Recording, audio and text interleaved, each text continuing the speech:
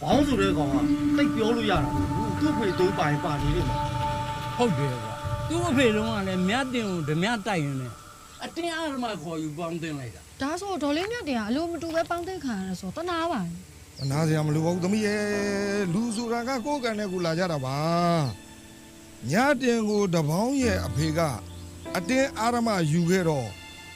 ညတင်ကမြားလဲမလွဲတာလို့သာဒီတပေါင်းမွေးလိုက်တာရဲ့သူ့နို့တိုက်တာမဟုတ်ဘူးနွားနို့တိုက်လာခဲ့တာသူ့အမေကနွားနို့တိုက်နို့သမင်းနေကျွေးတော့တွက်ကြည့်လေကွာဒီကောင်နွားစိတ်ပေါက်ပြီးနွားလို့ရိုင်းတော့တာဗောဟော ကြီးဟိုမှာတဘောင်း ဟမ်ဟောတပေါင်းဟောမင်းကငါ channel ကိုအုံပွဲငပြောပွဲနဲ့ဘာလာလောက်တာလဲဟမ် ကျွန်တော်လာတောင်း ဟာရာစကွာမင်းလိုကောင်ကများငါသမီးကိုလာတောင်းရတယ်လို့မင်းတော်တော်ကိုမိုက်ရိုင်းနေပြီမင်းဟဲ့လေကြည့်ကြလုံးလိုက်စကွာ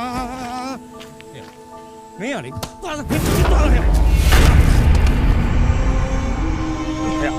ဟဲ့ဘာ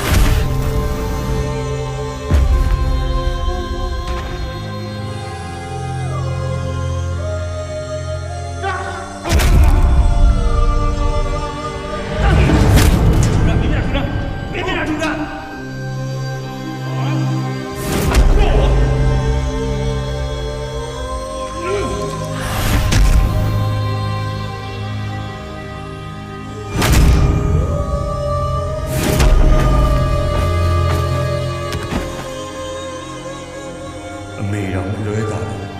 ကျုပ်ကိုလူလောကနဲ့ဆွဲသွင်းခဲ့တာဆိုကျုပ်ကဘာလို့ရတော့မှာလဲ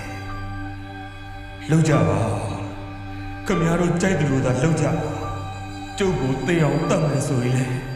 တတ်လိုက်ကြပါတော့ဗျာ